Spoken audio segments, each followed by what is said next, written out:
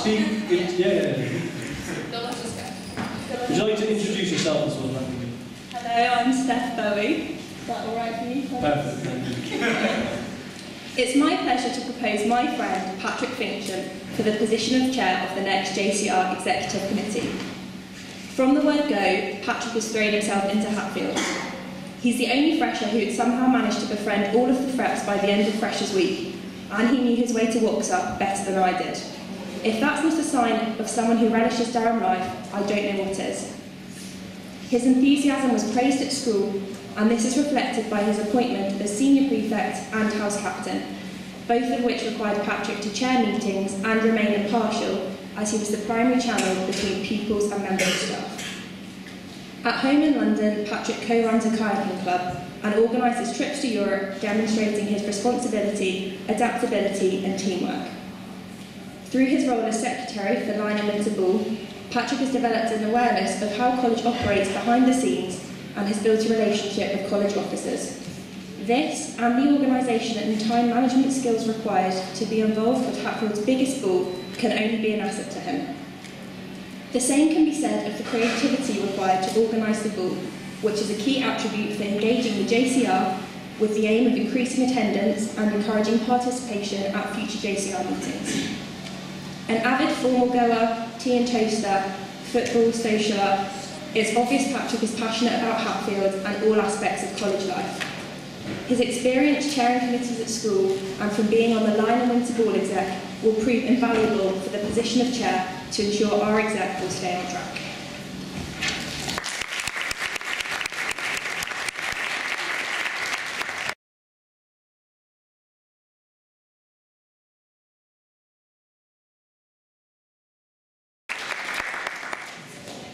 Hi, I'm Olivia. When Tyler told me I had to make a speech on his behalf, he said I had to go on about how I thought he was a great guy and how he was suited for the job. So this is what I've come up with. Tyler is one of my closest friends, and being an active member of the Durham Student Theatre, I also work with Tyler on a professional basis. Serena Goslin, treasurer of the DST, who was Tyler's proposer, and myself agree that Tyler has done a brilliant job as president of the Lion Theatre.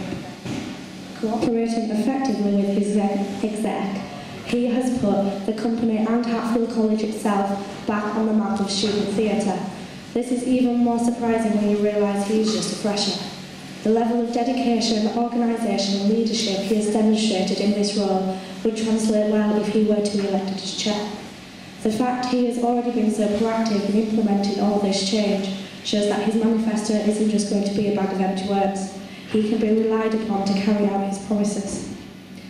Tyler chairs the LTC meetings, and when he was at sixth form, chaired Model United Nations conferences, meaning Tyler has a good idea of how to manage people, how to keep to a timescale, and how to maintain control of a room without acting like a bell end.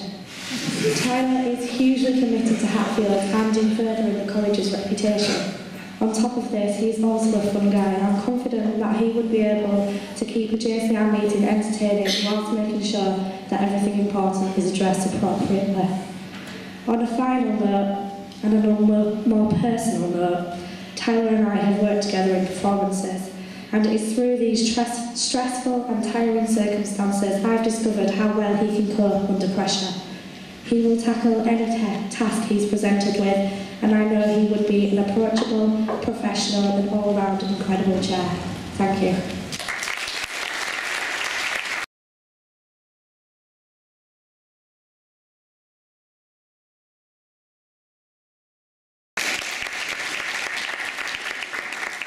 Hi, I'm Tim. Okay. What makes a good chair? A chair must be strong, or else it would break under pressure. It must be stable, there when you need it most. It must be adjustable, to accommodate different people. It must be comfortable, to make people feel at ease. And it must be down to earth, because no one can sit on a floating chair. I believe that Harry has these qualities required to be Hatfield's JCR Chair. As well as being one of the nicest guys, friendly to everyone with his wide smile, Harry has held positions of responsibility in the college. He is the president and the social secretary of the Badminton Club, presiding over one of the most successful seasons in recent history, in which the men's A team have finished third of their league. He is also the handball captain, a particularly important role during the exam period in providing respite from revision. Furthermore, Harry is an incredibly hard-working guy. Last year he was awarded the Vice-Chancellor's Award for Natural Sciences. As well as all this, he also has a great sense of humour. For example, he stayed true to his word after being eyebrows to describe himself as an absolute banoffee pie in his Fret manifesto. Finally, Harry is probably the only candidate that can Morris dance, a talent that we maybe hope to see in the informal Hustings. Harry is a candidate who exemplifies the qualities that being JCR Chair requires, and therefore, Harry would make a good chair.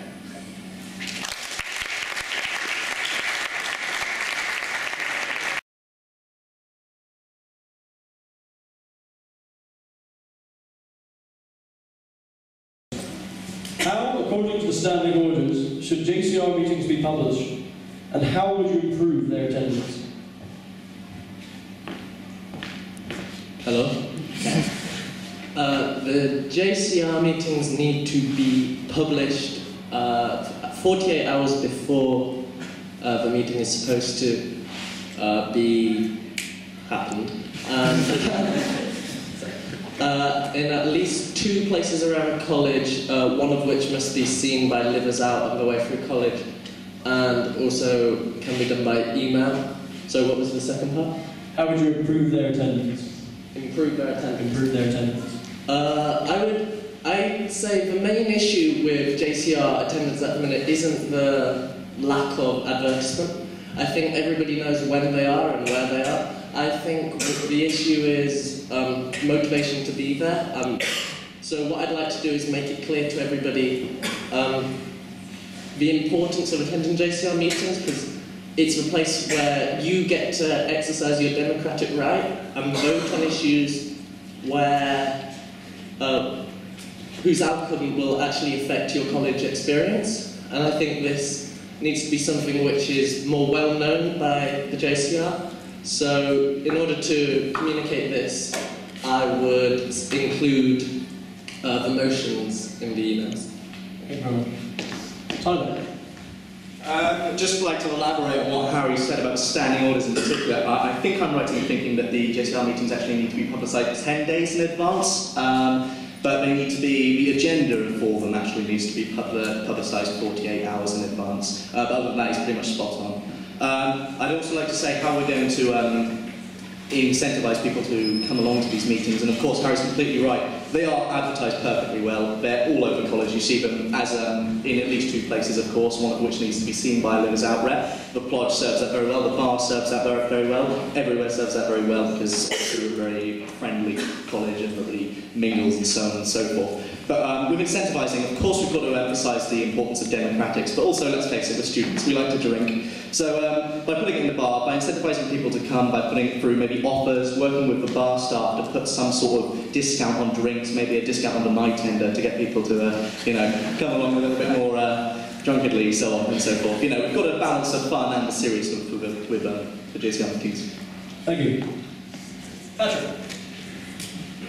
I'd like to agree with Tyler that according to the standing orders, JCR meetings need to be advertised 10 days before they're to take place in 2 places around college, one of which is likely to be seen by livers out, for example, the Plodge or the bar.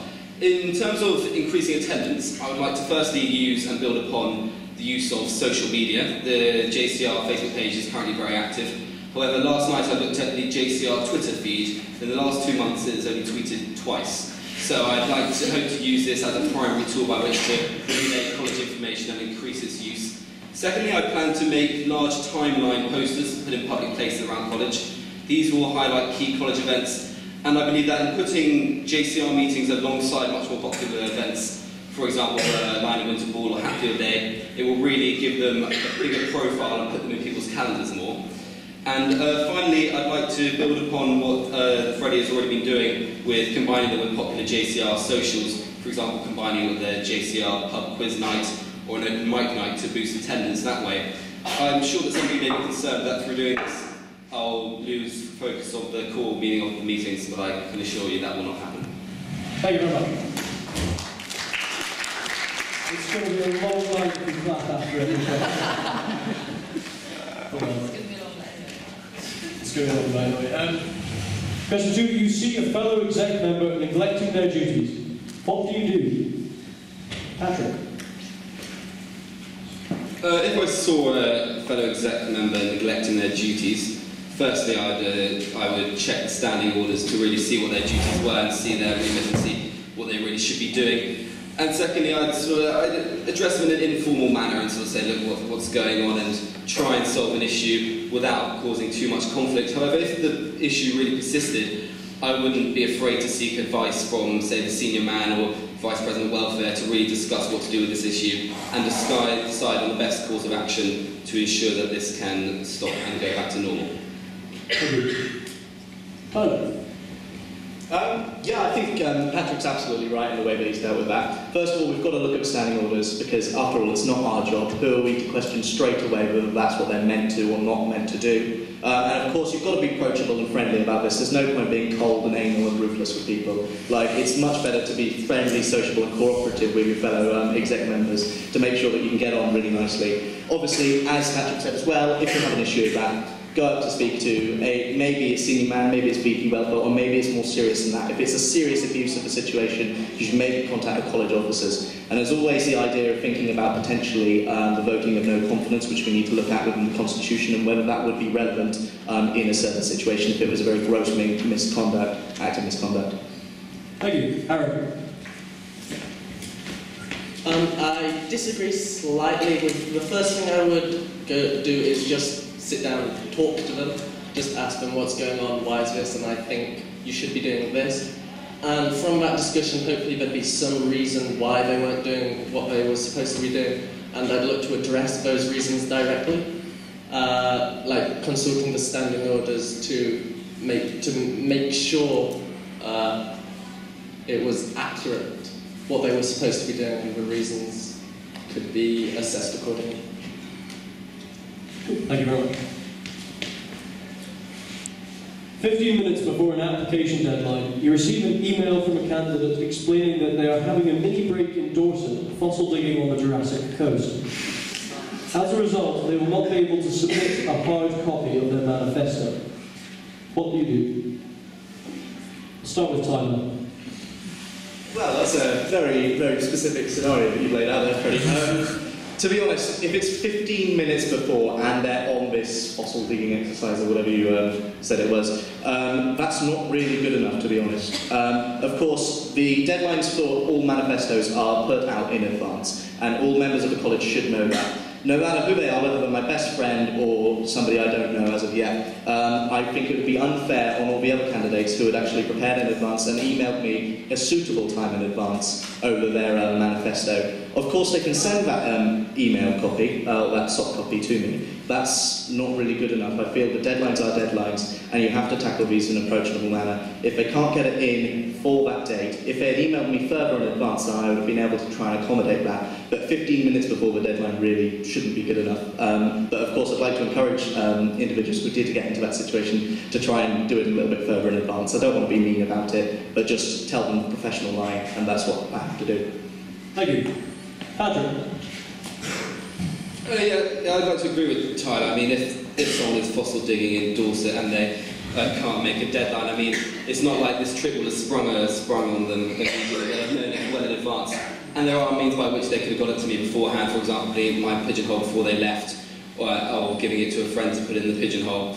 I think maybe if the situation would be slightly different, say it was unforeseen circumstances, and they really did try their best, then there could be some room for trying to see what we could do. However, when there's something so clearly known in advance and really is down to their own neglect, I don't see much room for leeway in that, because as soon as you start to give any sort of leeway in terms of deadlines or anything of the like, you lose any sense of power, respect or control over the situation. And I think it's really important to keep this up in things such as deadlines for manifestos. Thank you. Harry.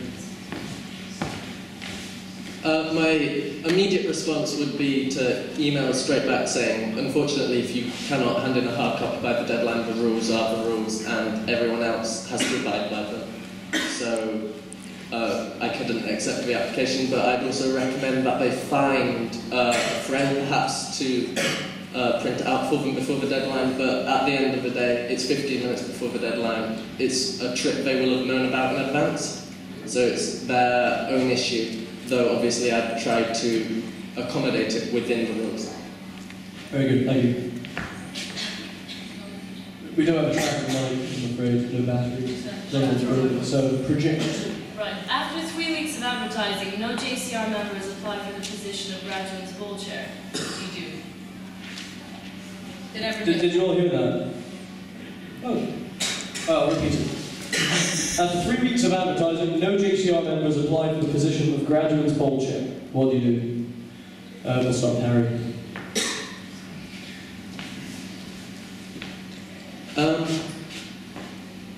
If after 3 weeks of advertising, it's going to be fairly certain everybody knows what the position is and what it offers, and so I would approach personally people who may have held a position in the past, ask for their recommendations, see if they would be willing to do it again, and just from there try to actually find someone myself who would be willing to take on the role.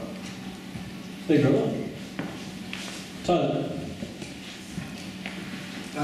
Yeah, after 3 weeks of advertising, it's obviously a serious issue if any sort of position is neglected and not accounted for. And thus, we must, both as the chair and the exec, look at alternate ways in which we can get that message across to people of the importance of that role and how it can be filled. Harry's absolutely right that we should add a personal touch to that by looking out for people who have had previous experience in the role to see if they have any suggestions. And by working with the executive committee and with the student body as a whole, I tried to bring out that message, both personally and on through social media and so on, to advertise and make sure that everybody's fully conscious of the situation and see if we can accommodate. If obviously after that and it's still not resolved, if it's such a serious issue, the JCR committee the JCR exec should have some sort of serious discussion of how to resolve this, perhaps with the social sec liaising with myself and the rest of the body on how to resolve the issue. Thank you, Patrick. If I came across this situation, the first thing I'd really look at is ourselves and the way in which we advertise this. I mean, 3 weeks is a very long period of time, and we really need to see and analyse what we've been doing in terms of advertising to make sure we're doing all we can to get these manifestos forward and people up for the role. If we believe we've looked at all means by which to advertise and to get the information out there, I think we then would need to call either an exec meeting or a JCR meeting as a whole to really discuss the barriers which are getting in the way of people applying for this role. As we've seen in the recent circumstances with the Vice Discipline and Welfare, there are certain barriers which are preventing people from applying for positions. I think it's key to look at these to really try and accommodate it to allow the widest range of possible candidates to apply for such a role. Thank you very much. Is chair a functional or an innovative position? Did everyone hear that? Okay. Should I just read all the questions? Yeah. Is chair a functional position or an innovative position? We'll start with Patrick. Chair is 100% an innovative position. I mean, the main roles of which are to sort of get people along to JCR meetings, increase attendance, and remain impartial within meetings. And I really believe that you can't do this in a functional manner. You have to adapt to the situations. In terms of JCR meetings, it's pretty self-explanatory. You need new innovative ways to get people to attend and reach quorum and beyond. And with this sort of impartiality aspect and the chair of meetings, you really need to innovatively work with different personalities. There's no point having one sort of subjective way at going about it, objective way going about it, because then you're just going to end up with clashes between personalities. You can't possibly work with all the people on the exec. So in all areas, I think that the chair is a very innovative role. Thank you. Tyler. I would like to agree with Patrick to a degree, but of course the chair should be an innovative role. But at the same time, we must understand that it's also a very functional one and one that's absolutely essential for the well-running and the way in which the JCR exec and the JCR as a whole runs. We must bring out both the importance of innovation, as Patrick has mentioned, through important incentives and through ways in which to encourage people to come to the JCR meetings and get back to develop and evolve over our time as chair. But we will almost always bear in mind that we are also a functional role. We are a necessary cog in the wheel of the JCR machine, and that we have to fulfil that position as well as bringing new life to it. We have to add the oil and we have to provide the momentum ourselves, and it's important to bear both of these things in mind when we're going into the role as JCR Chair. Thanks very much. Let's hear it from the kitchen staff.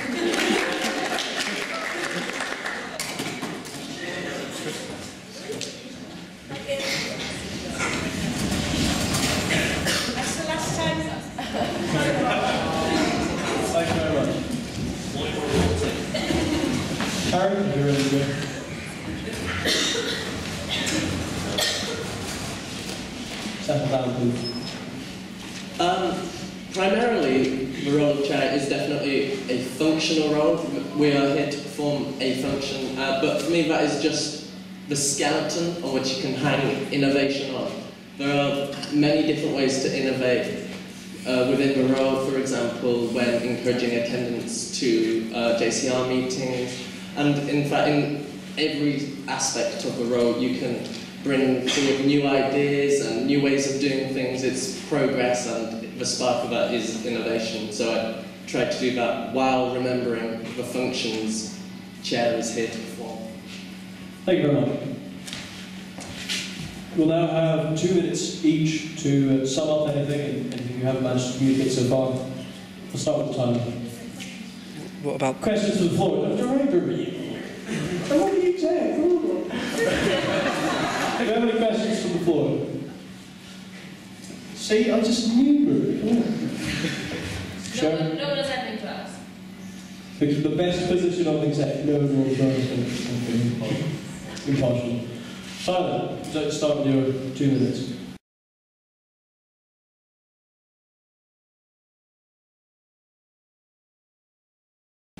Okay, well, I'd just like to say thank you very much for giving me the time to do a little talk.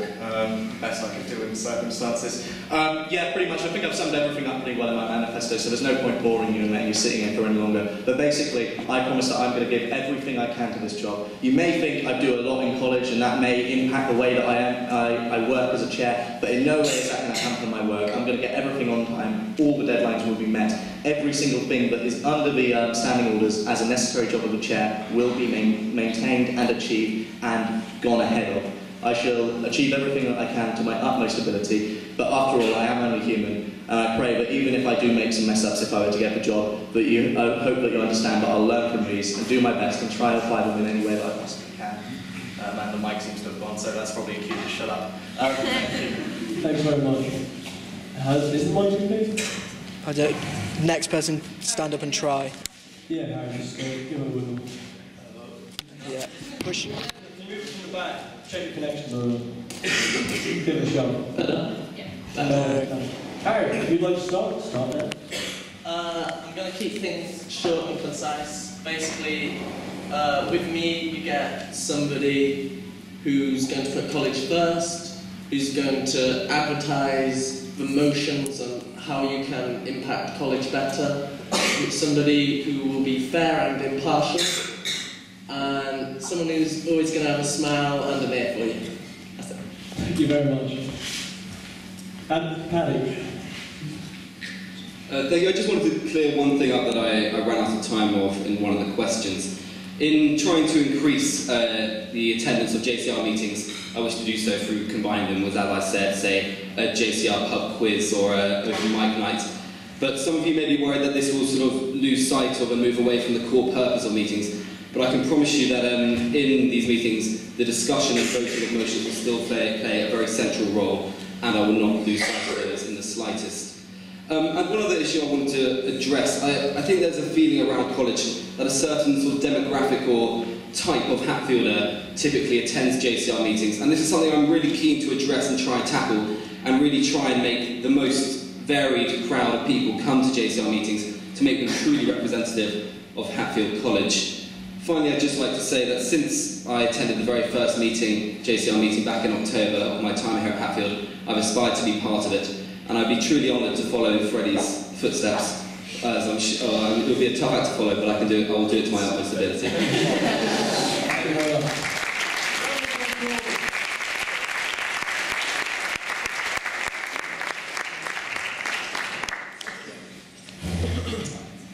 Okay, so you can go sit down. Thank you.